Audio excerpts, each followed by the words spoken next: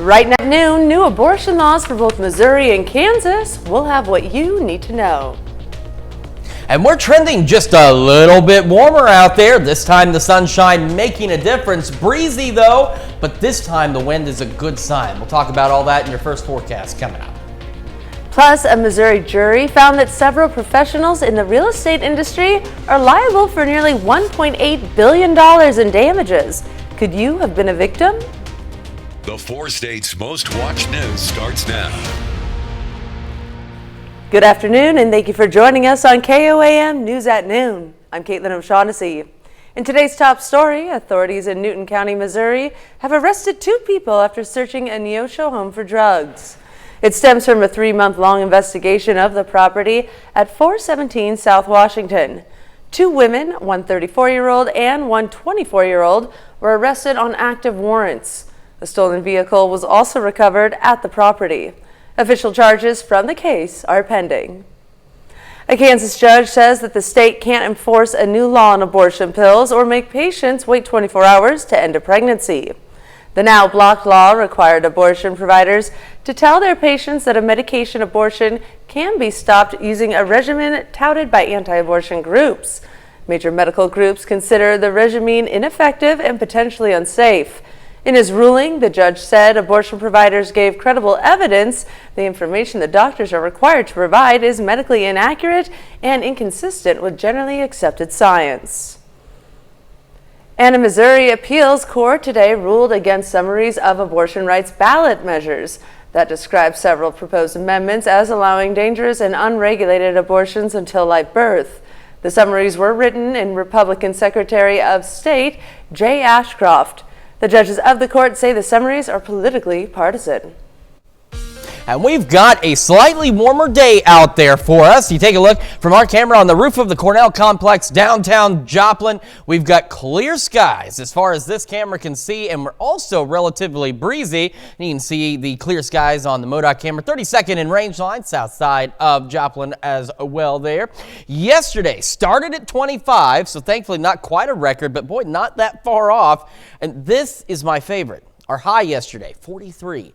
That's what I was talking about this morning. That's what our low is supposed to be. We're supposed to be hitting highs in the mid-60s. Haven't been anywhere near that for the last several days, but the good news is that's about to change. Quick look outside. Again, clear skies, Joplin, Pittsburgh, up to 43 now in Joplin, 41 in Pittsburgh, so we're doing pretty well out there. Again, a little technical glitch with this thing, and it's just bizarre. It's not that cold down in Grove in Miami. You want to add about 5 or 6 degrees to what that is. In fact, maybe a pinch more. But check it out, 43 Newata, 45 Sedan, 44 Independence, 43 Chanute, 41 Nevada, Lamar, 43 Carthage. So not a bad start out there, but as we showed you, not where we're supposed to be by a long shot, but it is looking better. Going through the evening, we're going to have some partly cloudy moments here and there. Temperatures falling through the 30s. And what we are keeping an eye on as we go through the next several days is the southerly winds. Yeah, I know they're gusty again, but they are bringing in seasonably warm temperatures. And we could even have above average temperatures heading into this weekend.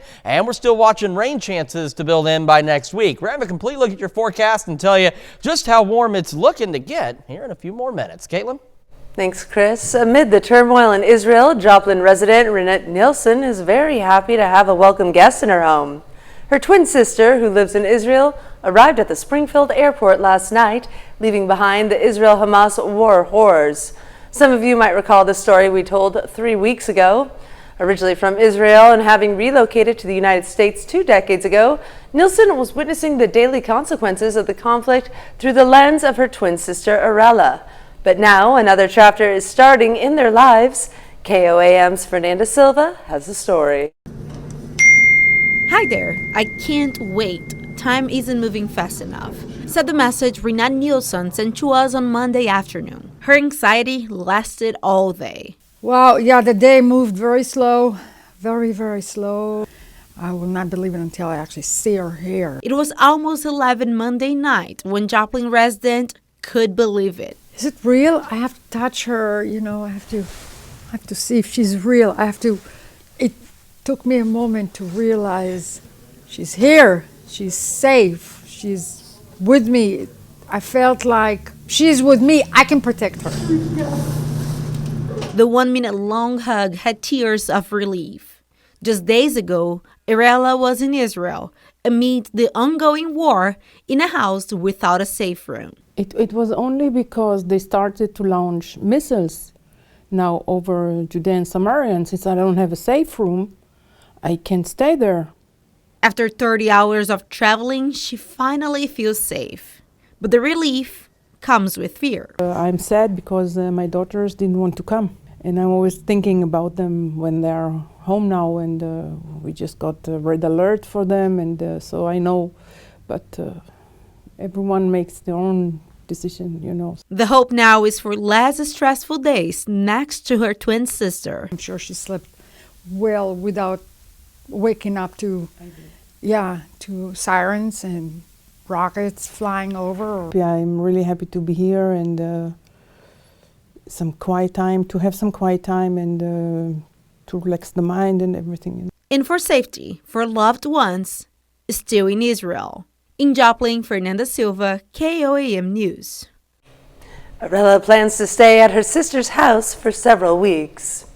And the Boots Court Motel has a new addition, a visitor center. Most recognize the iconic neon lights on the historic motel. It took more than a decade of restoration work to return to its original 1939 look and to reopen all 13 rooms to the public. Boots manager Jeremy Morris says the official grand opening will be this spring. This was the old Sinclair gas station, and we thought, well, this would be a good office, place for merchandise, a store, kind of a meeting space, event space. We have big plans for this space. We're going to add a lot in the next few months. If you book a room at the Boots Court Motel, you may not be alone. As a paranormal expert says, hauntings still happen at the Boots Court Motel. And that's a look at today's top stories of weather in the 4 states region. Up next on KOAM News at Noon, we take a look at the repercussions that will occur after Fort Scott closes their only emergency room. And later, we're making Halloween candy bars in the Mr. Food Test kitchen. Stay tuned. The verdict is in involving the National Association of Realtors in a major antitrust lawsuit case. A Missouri jury on Tuesday found that the real estate industry trade group and some residential brokerages are liable for nearly $1.8 billion in damages. The federal jury found them guilty of conspiring to keep commissions for home sales artificially high. The case involved claims by home sellers in Midwestern states covering home sales between April 2015 and June of 2022. An attorney for the plaintiffs called the verdict a result that holds the companies accountable. The National Association of Realtors says that it plans to appeal the verdict and ask the court to reduce damages awarded. A spokesperson for Home Services says the company plans an appeal. And Ascension Via Christi announces the end of operations for its emergency room in Fort Scott, Kansas. It's a move that's drawing criticism from some state leaders. KOAM's Amber Jenkins spoke to community members about the decision. What are we going to do if you had something bad and you needed somebody to take you up there? There's nothing. On December 20th, Ascension Via Christi's emergency department in Fort Scott will close. According to a statement, the emergency department has seen a steady decline in visits, combined with economic challenges, a multidisciplinary team determined to close the ER. The ER is different than just a hospital to drive for a treatment, so it's for emergency care. That's what we need. After hearing about the closure of the last emergency room in Fort Scott, many community members say that this is just a hindrance when it comes to rural healthcare accessibility. I think we're such a small town that you're never going to get the kind of medical attention that you can get in a larger town. After the emergency department closes, the next closest in-state ER is in Pittsburgh, a 34-mile drive. Out of state is 20 miles to the emergency room at Nevada, Missouri Regional Medical Center. I think it was doing all right. I mean, I used to work at the hospital. I mean, you know, and I always thought it was doing pretty good, but I guess it wasn't. Kansas Governor Laura Kelly, who just wrapped up a 6-week state tour rallying for Medicaid expansion, is criticizing the closure, saying in part, now even in emergencies, they have one less place to turn, threatening their health and safety. Reporting in Fort Scott, Amber Jenkins, KOAM News. After this closure, there will not be an emergency room in Bourbon County. Mercy closed its hospital in Fort Scott nearly 5 years ago. Still to come on KOAM News at Noon, we see what's cooking with Mr. Food. We've got a way to make your Halloween candy disappear in no time. And it's not magic, but it sure is tasty. But first, our warming trend will continue. Doesn't seem like much today, but over the next few days, you're really going to feel it. We'll take a look at that forecast when we come back. Welcome back to the KOAM News at Noon. So we talked about it being a little warmer today, and I'm sure folks outside are like, yeah, no, it doesn't feel like it, because we have that strong, gusty, southerly wind again. But this time, it's southerly, not northerly. And that is good news. And people here in the 4 states, you know exactly why that's good news, because it's bringing in warmer temperatures. Whoa, hi, how you doing? I'm invisible.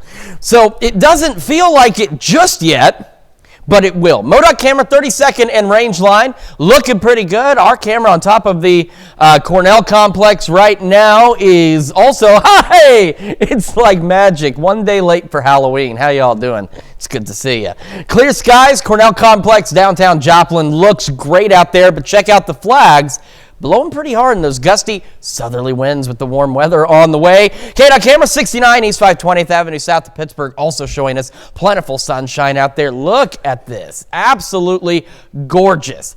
Temperature's not quite there yet, though. 43, feels like 38, south breeze at 9, but as you can tell by the flags, we are getting some gusts that are a little bit up there.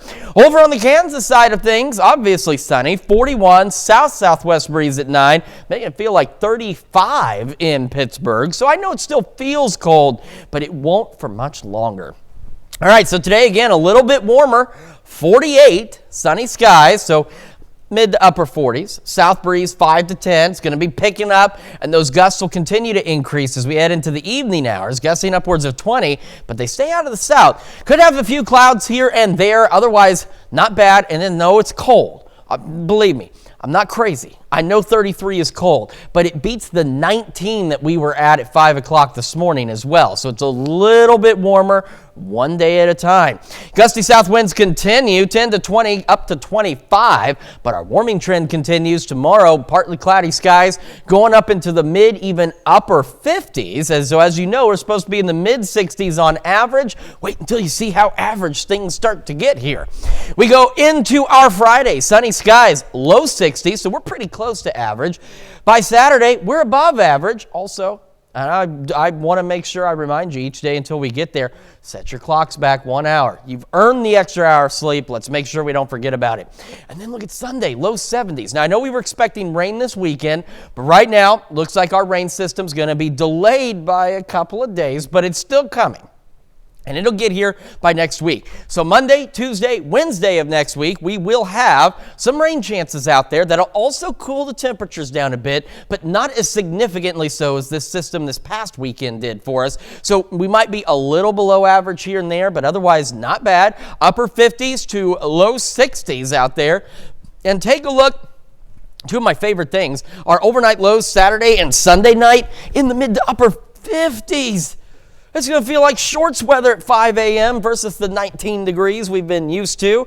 And then our lows and our temperatures, again, will average out as we head into next week as well. Back into the mid-40s for our overnight lows, and again, upper 50s and low 60s before we start to warm up again by next Friday, pushing near 70 again. So we're going to finally warm up and get right about where we're supposed to be for this time of year, instead of 20 to 30 degrees below where we're supposed to be for this time of year. Thank goodness, Chris. I'm looking forward to good news then. Well, stick around because we're making Halloween candy bars in the Mr. Food Test kitchen. We'll be right back. It's time to check in with Howard in the Mr. Food Test kitchen. If you're intimidated by that big bowl of leftover Halloween candy, we've got something that's sure to save the day. Make these Halloween candy bars is a crazy good way to clean out the candy bowl. Take a look. I hope you had a good Halloween. I know he did. And whether you were out trick-or-treating with the kids or passing out candy at home, There's a pretty good chance that this morning, when you walked into the kitchen, you were greeted with a big bowl of leftover candy. And if you're thinking, how the heck am I going to get rid of all of this? Well, we have an idea. The first thing we do is beat some butter with white and brown sugar and a little vanilla. Next, we add a couple of eggs, and once this comes together, we slowly add our flour that we mix with a little baking soda and salt. Now it's time to grab a handful of those chocolate bars, chop them up, and add them to our batter. Just seeing where this is headed is getting me excited. Okay, now we spoon our batter into a baking dish, and after smoothing it out, we top it with even more candy bars before popping it in the oven. Once this is cooled, we cut it up and serve them with big glasses of milk. And the nice thing is, every time you make these, you can change up the type of candy bar to give it a new personality. To get the recipe for our Halloween candy bars, all you have to do is visit our website. I'm Howard with Kelly and her new friend in the Mr. Food Test Kitchen, where today we found a crazy good candy way for you to say, ooh, it's so good. To find this recipe, along with many others, just head over to our website at KOAMnewsnow.com and click on Mr. Food. Now here's a look at your 4-state market prices.